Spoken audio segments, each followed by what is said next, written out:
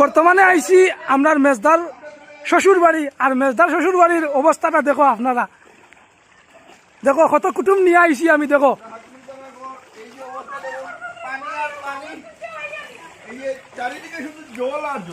এই যে আমাদের মিনি ব্লগ, তিনিও ব্লগ করছেন।